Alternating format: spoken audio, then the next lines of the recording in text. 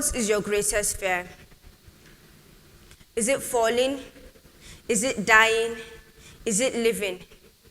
Mine is drowning, not in water, but in myself. My biggest fear is drowning in my emotions, sinking deeper and deeper into my fears and anxiety until I cannot find myself anymore.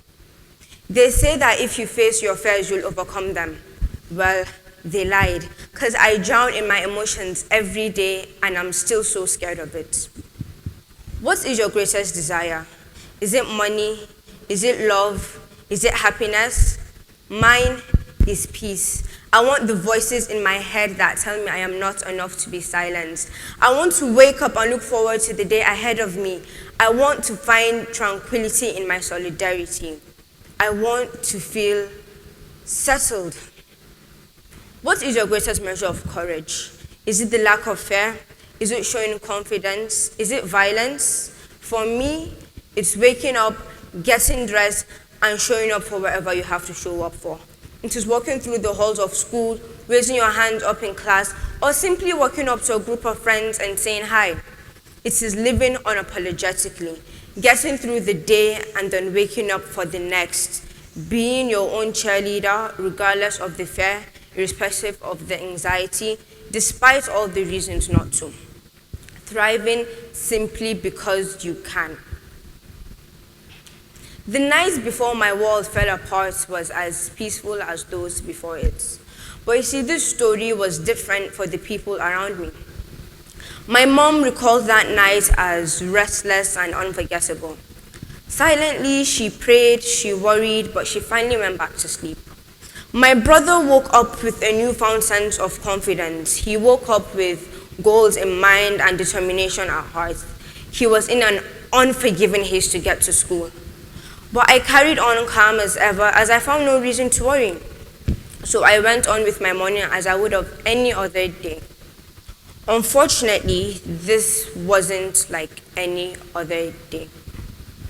I can't say I remember much, but the pain will forever be there. There are memories to match, but no bodies to be found. I begged mercy to spare me, but evil knows no reason.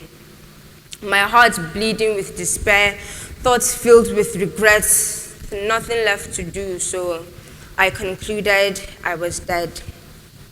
Afraid to open my eyes, I slept for what felt like an eternity, but I couldn't sleep forever. So I opened my eyes and I fell apart at the sight. This body was laced with scars, this face wasn't mine, and neither was the heartache. But everyone seemed to recognize the stranger which I had now become. I struggled to express myself, so I chose not to speak. But you see, there is poison in my mouth filled with words that have died on my lips. I wish I had the courage to face my fears, control what I think. Because at that point, I felt less of a person, more of a beast. I felt less of a survivor. I felt like a coward. I felt weak. I had lost all hope, but someone else wouldn't give up. Someone else was prepared to fight. I lay in a pool of blood, but I felt no pain, cried tears in vain.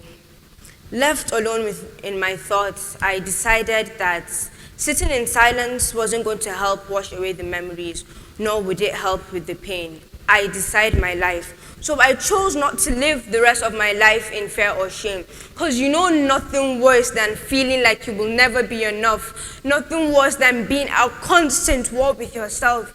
Yet I always managed to lose. So it got me thinking, what if I was my own enemy? Because no one told me I wasn't loved. I labeled myself unlovable.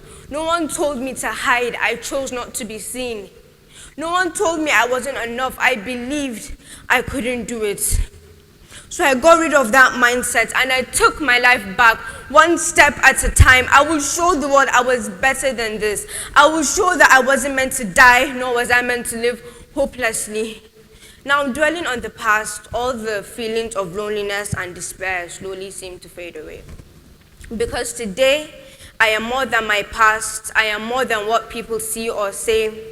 I am my own voice. I am my own story. Thank you.